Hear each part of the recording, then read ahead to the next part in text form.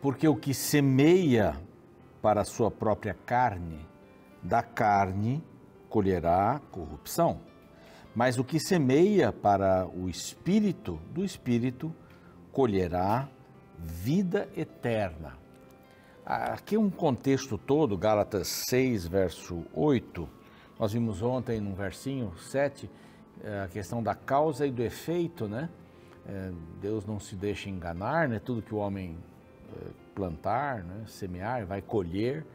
Aqui vem dando essa continuidade e amplia um pouco, ligando com o capítulo 5, lá dos versos 19, que fala sobre as obras da carne, até o verso 21, e depois do 22 em diante, fala do fruto do Espírito, o fruto do Espírito. Então está dizendo aqui, porque aquele que semeia a sua própria carne, quer dizer, os pecados da carne, vai colher também o quê? A corrupção. São os pecados da carne. Mas o que semeia para o Espírito, do Espírito colherá a vida eterna, que é o fruto do Espírito Santo. Então, semear e colher, esse efeito causa e esse dito, né? Causa e efeito, essa situação causa e efeito é garantida. Se nós não estamos ligados na videira, vamos produzir os frutos, né? Ou o fruto da carne, e aí é corrupção. Se estamos ligados no Espírito, é para a vida eterna. Então a gente escolhe isso, né? A palavra de Deus, e este aqui é o programa Reavivados por Sua Palavra, aqui da TV Novo Tempo. Estamos felizes em acompanhar você e ter a sua companhia, né? Todos os dias às 6 da manhã na TV. Às 6 da manhã também é disparado o programa inédito no YouTube. Lá no YouTube, nosso canal é Reavivados por Sua Palavra NT. Também estamos, primeiro um convite, né, para você nos acompanhar no YouTube, se inscrever no canal, copiar o link, compartilhar com seus amigos, suas listas de contato. Também estamos no NT Play, ali há outros conteúdos. Quem vai até o NT Play vai perceber que tem coisas bem legais ali que não passaram na televisão. Também passaram, mas há coisas que são inéditas ali. E você pode desfrutar disso. Estamos no Deezer, no Spotify, de Gênesis 1 até o capítulo de hoje, que é o capítulo 2 de Provérbios. Já estamos andando aí, Provérbios, hein? Então não fique para trás, vamos estudando juntos a palavra de Deus. Os anjos da esperança são aqueles que apoiam esse trabalho. O trabalho da Novo Tempo de pregar o Evangelho em português e espanhol para todo o mundo. Através das suas doações, os anjos e os anjinhos da esperança também, lógico, são crianças supervisionadas pelos seus cuidadores, né? Pelos seus pais, avós, etc. Então, elas também contribuem para a pregação do Evangelho, e você está ensinando as crianças para isso, né? Se você quiser se tornar um anjo da esperança, é muito simples, basta mandar uma mensagem aqui para este WhatsApp, ok? E um brinde muito lindo, um presente, é isso que eu queria falar, da Rede Novo Tempo e dos Anjos da Esperança, uma revista infantil, nesta série Estudos Bíblicos. Olha que maravilha! Superlupa, a volta ao mundo em 7 dias. Essa equipe bacana aqui da Superlupa vão fazer uma viagem com você através dos dias da criação. Você vai desfrutar isso aqui, uma revista para as crianças, né? Uma revista bem bacana, bem produzida. Olha, fantástico esse material aqui. A Novo Tempo sempre inovando, cumprindo o seu papel para pregar o Evangelho para todas as faixas etárias também. Você pode pedir por este outro WhatsApp, vai aparecendo durante o programa e vai pelo correio, tá bom? Muito bem? Então vamos lá, vamos para um intervalo rápido. Na volta vamos estudar o capítulo 2 de Provérbios, capítulo 2 de Provérbios. Então não sai daí, a gente volta já já.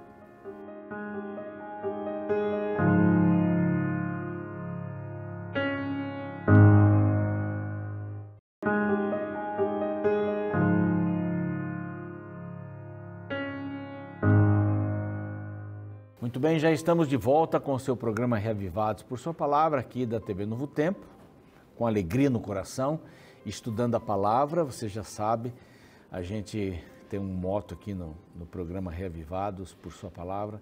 Você acorda, arruma a cama, estuda a palavra, toma o seu de jejum, faz seus exercícios e sai para ser Jesus para as pessoas. Muito importante colocar a Bíblia assim num ponto prioritário. E a gente sempre diz assim, você acorda e arruma a cama, porque pelo menos você já faz alguma coisa, né? Já deixa uma coisa pronta. Isso aqui tem até um livro que fala sobre essa questão de arrumar a cama. Mas é muito importante estudar a palavra, não é? A pessoa que estuda a Bíblia uma vez só por semana, não acontece muita coisa na sua vida. Parece que as coisas começam a acontecer, a influência da Bíblia começa a ter seu valor quando a pessoa estuda 4 ou mais vezes a Bíblia por semana. E você imagina, você que está aí estudando a palavra todos os dias, meditando na palavra, não é só ler, não é só ouvir o programa, mas é meditar na palavra. Isso tem um efeito extraordinário. Livro de Provérbios, nós vimos que o tema central é a sabedoria, e nesses capítulos iniciais, então, o livro fala bastante sobre a sabedoria. Capítulos 2, 3 e 4 vai falar que o caminho da sabedoria, vai falar sobre o caminho da sabedoria e da vida, coloca a sabedoria e a vida no mesmo patamar. Então nós vamos falar bastante sobre sabedoria. O tema principal do livro é sabedoria.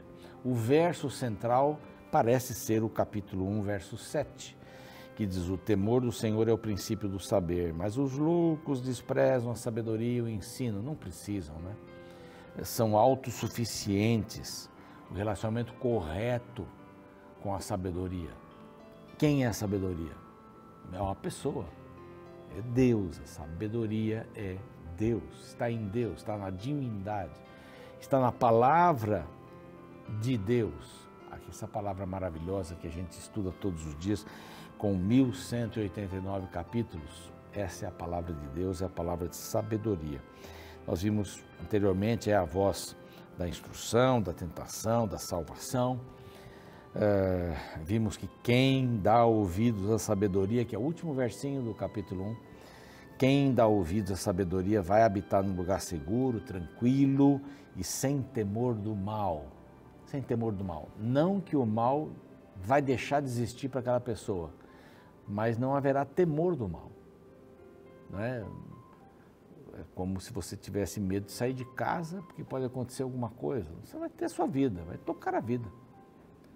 Sem temor do mal. O mal não pode fazer nada com as pessoas que vivem o bem. Ele vai tentar, mas se você vive a palavra de Deus no seu coração, você não deve temer o mal, você deve amar o bem, não é? É mais positivo, não é? Ficar lutando contra o mal, não. Lute para continuar na videira verdadeira.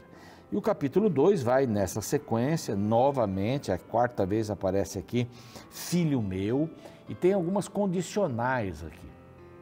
Eu gosto muito, você que já me acompanha há muito tempo já sabe que eu gosto muito de se, porém, então, são palavras muito fortes para mim na Bíblia.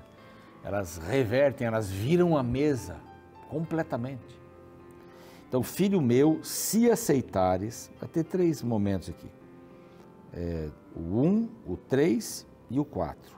Se aceitares as minhas palavras, verso 3, se clamares por inteligência e por entendimento, alçares a voz.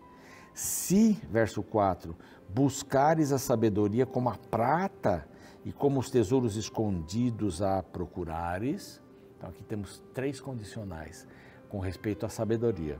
Filho meu, se aceitares, se clamares, se buscares. Olha o verso 5.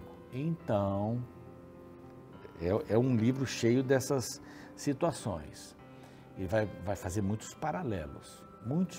Daqui a pouco você vai ver uma quantidade de paralelos, né? O insensato e o justo, e assim, porta aberta, porta fechada, e morte, vida, e aí para frente, né?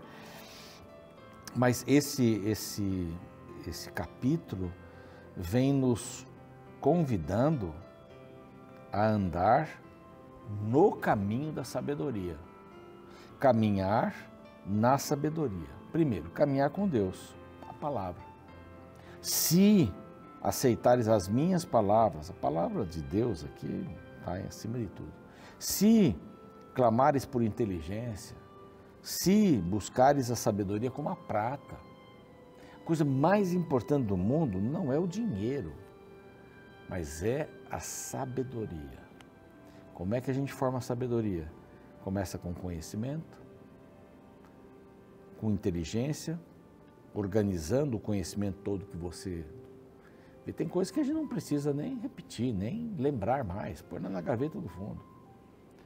E sabedoria é a formação do caráter quando você entende como mexer nessas gavetas da inteligência.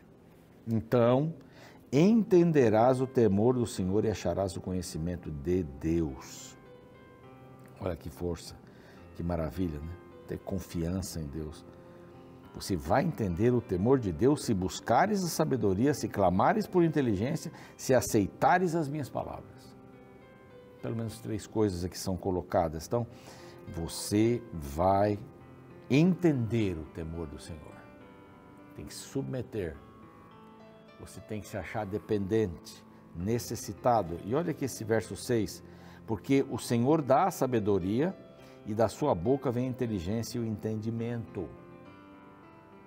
O que Salomão pediu para Deus? Quando Deus disse assim, pode pedir qualquer coisa. Ele disse assim, quero sabedoria. E ele pediu a melhor coisa. Ele foi sábio em escolher a sabedoria, não é? Porque o Senhor dá a sabedoria. Ele reserva, verso 7, a verdadeira sabedoria para os retos. Por quê para os retos? Porque o injusto, o nécio, o tolo, ele não precisa de ninguém dizendo para ele que caminho seguir. Ele mesmo forja o seu caminho. É escudo para os que caminham na sinceridade. Então aqui fala de retos e fala de sinceros. Aqui Deus santifica pela palavra e mostra a sabedoria. Aqui Deus protege, Ele é um escudo para quem caminha. Ele guarda as veredas do juízo e conserva o caminho dos seus santos, aquele que busca sabedoria. E mais 2 coisinhas, ou 3, né, que são mencionadas no outro capítulo. Justiça, você vai entender a justiça, vai entender o juízo e vai entender a equidade. 3 coisinhas que são repetidas aqui, então são importantes, né? Bom, você tanto, desculpe, santifica, protege, mas também satisfaz. A sabedoria satisfaz. Portanto, a sabedoria entrará no teu coração. Está difícil a garganta aqui. Entrará no teu coração. Entrará. E o conhecimento será agradável à tua alma. O bom siso, o bom senso te guardará e a inteligência te conservará. Para quê? Para te livrar do caminho mau. Então, você não vai caminhar com os perversos. Não vai caminhar com os perversos. Porque a sabedoria vai lhe dar esse equilíbrio. O bom senso, para te livrar do caminho do mal e do homem que diz coisas perversas. Dos que deixam as veredas da retidão para andarem pelos caminhos das trevas. Você só tem 2 caminhos. O caminho da vida e o da morte. O caminho da luz e o caminho das trevas. A sabedoria vai levar para o caminho, vai levar você para o caminho da luz. E por que escolher as trevas? Não tem nenhum sentido para a vida, né? Logicamente não tem nenhum sentido. A palavra salva, a sabedoria salva. Aqui eu continuo, que se alegram de fazer o mal, folgam com as perversidades dos maus, seguem veredas tortuosas, se desviam dos seus caminhos. Fica longe dessas pessoas. E o verso 18 diz assim, porque a sua casa se inclina para a morte, e as suas veredas para o reino das sombras da morte. Assim andarás pelo caminho dos homens do bem, não dos perversos, mas dos justos. Então, o caminho dos perversos, o caminho dos justos. E guardarás as veredas dos justos, porque os retos habitarão na terra e os íntegros permanecerão nela, porque os perversos serão eliminados da terra. Pronto. É o juízo de Deus. Então, este capítulo vem confirmando essa questão da sabedoria. Ela santifica, ela protege, ela satisfaz, ela salva. Em diversos momentos aqui a gente vê isso. Vai dar capacidade de você ter equidade. A equidade começa primeiro em você ouvir os dois lados, né? Toda folha, por mais fina, tem dois lados. E as situações aqui nessa terra são assim também. Então, quem tem capacidade de ouvir os dois lados, ouvir qual é o ponto da outra pessoa, isso é respeito. A sabedoria me leva a respeitar o próximo. A sabedoria me leva a me considerar inferior ao próximo para ouvi-lo, porque para ouvir alguém, você tem que se colocar num lugar de submissão. O que ela tem para me dizer agora? O que ela vai me dizer agora? Isso é sabedoria. Os relacionamentos matrimoniais, às vezes a gente não quer ouvir o outro, porque já acha, pressupõe, né, de antemão que o outro está errado. E quando você se sente superior e acha que o outro está errado, nenhuma das palavras que ele disser será importante para você. Eu gosto muito de filmes de advogados, assim, eu acho bacana a argumentação e tal, o juiz. Tem filmes bem legais assim sobre esse assunto, né? As expressões, a força do argumento. Mas de repente há juízes nesses filmes que não se importam em ouvir os dois lados, eles já têm uma opinião sobre o assunto. O juiz, na realidade, ele tem que ouvir os dois lados para ser mais justo. Apesar que não há um justo sequer aqui, né? Mas pelo menos pelos argumentos apresentados, segundo a lei que governa aquele tribunal, ele possa ser o mais justo possível. Não é? É assim. Ouvir para tomar a decisão. Assim como jurados, né? Há alguns júris que têm jurados aí. Mas não é interessante isso? Você buscar de Deus, assim, vamos dizer, o poder, capacidade de ouvir para tirar uma conclusão, para ser equilibrado, para ser justo. Justo não é uma coisa nem larga nem apertada, né? Eu não posso ir para um lado nem para o outro, tem que ser justo. Caber ali, pronto. Sem machucar, tanto sendo apertada, como justa demais, apertada, ou folgada demais. Então Deus nos convida aqui neste salmo a gente continuar pensando sobre a sabedoria.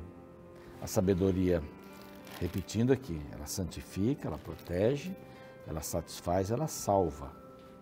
Nós podemos escolher seguir o caminho dos perversos, mas Deus até quer que nós escolhamos seguir o caminho dos justos. Esse é o caminho que Ele deseja, porque Ele tem uma coisa muito maior para você e para mim. Não é legal?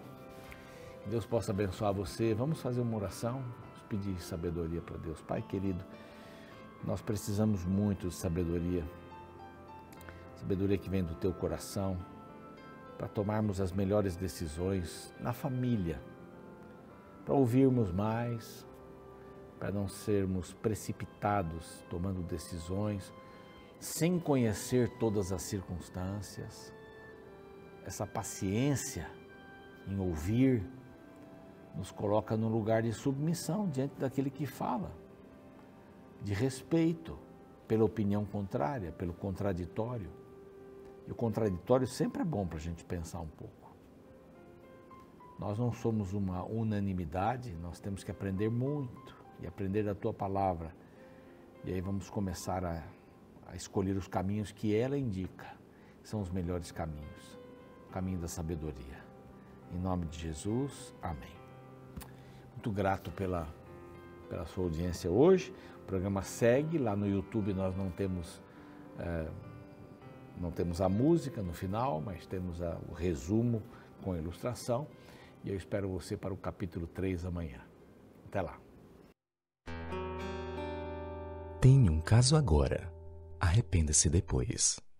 Essa foi a frase colocada ao lado da imagem de Cristo Redentor em uma polêmica propaganda da empresa Oritel em um outdoor no Rio de Janeiro.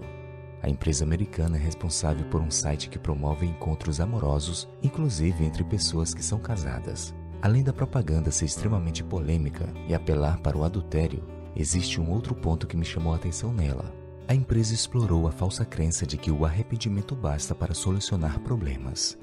Digo que tal afirmação é errada, pois arrepender-se, embora seja importante, não reduz as consequências dos erros. É como alguém que pula de um prédio e no meio do trajeto se arrepende do que fez. Seguramente poderá até alcançar a paz de espírito ao encontrar o perdão, porém sofrerá fisicamente o efeito da loucura que cometeu. Por isso, o que aquela propaganda não revelava é que o arrependimento nem sempre impede que divórcios traumáticos venham após traições cruéis, separando pais e filhos, esposos e esposas, por conta de aventuras impensadas. Sim, arrependimento não nos livra das consequências de nossas escolhas. Mesmo um casal que reata após uma traição não retorna ao mesmo relacionamento que tinha antes. As cicatrizes ficam.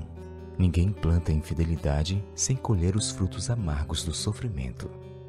No livro de Provérbios, capítulo 2, encontramos uma seção dedicada a alertar a respeito do adultério. Interessante que quem está escrevendo é Salomão no final de sua vida, dirigindo conselhos para os jovens para que os mesmos não errem onde ele errou. A partir do verso 16, ele alerta: para te livrar da mulher adúltera, da estrangeira que lisonjeia com palavras, a qual deixa o amigo da sua mocidade e se esquece da aliança do seu Deus, porque a sua casa se inclina para a morte e as suas veredas para o reino das sombras da morte. Todos os que se dirigem a essa mulher não voltarão e não atinarão com as veredas da vida. Perceba que diversas vezes, ao longo do capítulo, Salomão afirma que o adultério conduz à morte, tirando a vida do adúltero. Além disso, o texto deixa claro que a infidelidade não é apenas a quebra de voto para com o cônjuge, mas para com Deus. Afinal, quando nos casamos, assumimos um compromisso público diante dos familiares e diante de Deus que seremos fiéis à pessoa amada. E assim, quando somos infiéis, não decepcionamos apenas o cônjuge, traímos também amigos, familiares e filhos. E acima de tudo, decepcionamos a Deus, o qual é sempre fiel e espera que também sejamos.